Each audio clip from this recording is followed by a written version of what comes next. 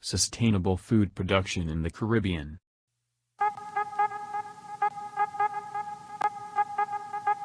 Good evening everyone, thanks for stopping in. Today share with you a quick interview with an aquaculture scientist, Dr. Russo. I asked her 10 solid questions regarding sustainable fish production throughout the Caribbean. Although really busy, she found some time to respond to each of my listed questions. Join the conversation, leave a question or two for Dr. Russo, I am sure she will get at it. Dr. Russo was asked to share with me who you are and your area of specialty. According to Dr. Russo, she is an aquaculture scientist specializing in the area of nutritional management, biosecurity and prevention of disease for fish. As an aquaculture consultant, she also shared that she works with NGOs to develop workshops and train fish farmers to improve the nutritional and health status of their production systems. Dr. Russo also shared that she is a member of the Aquatic Blue Foods Action Coalition, the aim of which is to raise the profile of aquatic food systems and to ensure that aquatic foods are integrated into the global food system. More recently, Dr. Russo founded the Caribbean Aquaculture Network to form a community of aquaculture enthusiasts in Jamaica and the Caribbean. The mission is to share knowledge, inspire and motivate more women and youth to be involved in aquaculture. Russo was also asked to share how she actually views food fish farming in the Caribbean and Jamaica in particular. In response, Dr. Russo shared that, over the years, Jamaica has been successful in promoting and developing its tilapia industry. However, training and continuous circulation of technical information is needed to ensure that a new generation of entrepreneurs and farmers continue to grow the industry. Dr. Russo was asked to share in her opinion what she thinks about the world's supply of food fish in its current state sustainable and why. According to Dr. Russo, in the next 30 years the world's supply of fish needs to come from aquaculture for the sustainability of the current fisheries which is under stress from being overfished. Fostering self-sufficiency in food fish production should be our primary goal when thinking ahead. Russo was asked, how can the region foster sustainable means of food fish cultivation?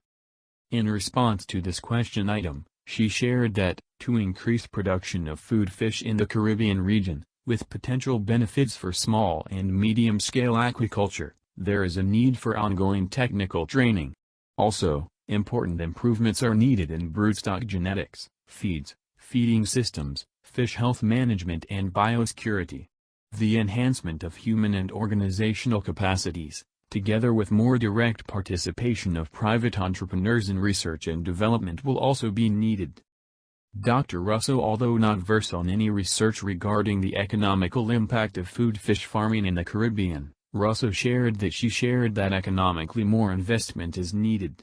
She further shared that like any business venture, a business plan must be created before conception.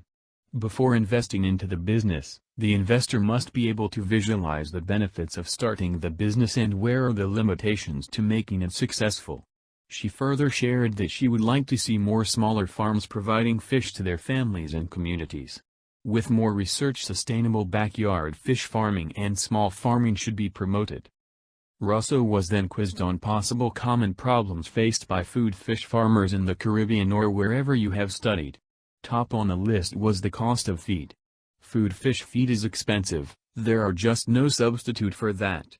In addition to the feed used to feed food fish, Russo shared that the cost of utilities is also of great concern. Quality feed is not produced locally and farmers have to import feed from the USA.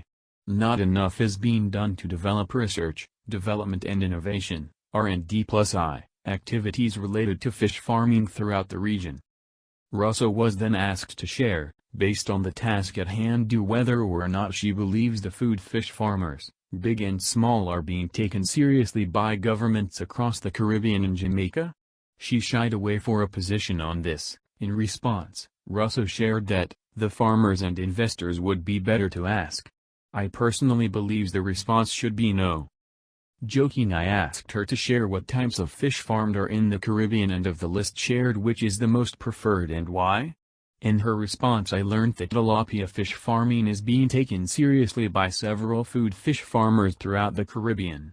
According to Russo, tilapia is the #1 Freshwater culture is likely to continue being the dominant form of tropical finfish culture in the region for some time to come. Dr. Russo was asked to look into her crystal ball and share where she sees fish farming in the Caribbean region in the next 10 years. According to Dr. Russo, although there is an ongoing interest and more people do want to go into fish farming, unless changes are made to enhance growth of the food fish farming industry, it may grow slowly or at its current rate. The Food and Agriculture Organization recommends the following government-related improvements for the success of future food fish farming in the Caribbean.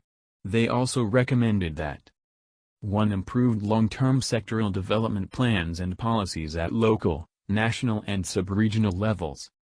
2. Improved legislation, rules and regulations, including enforcement. 3. Improved and expanded training of government personnel.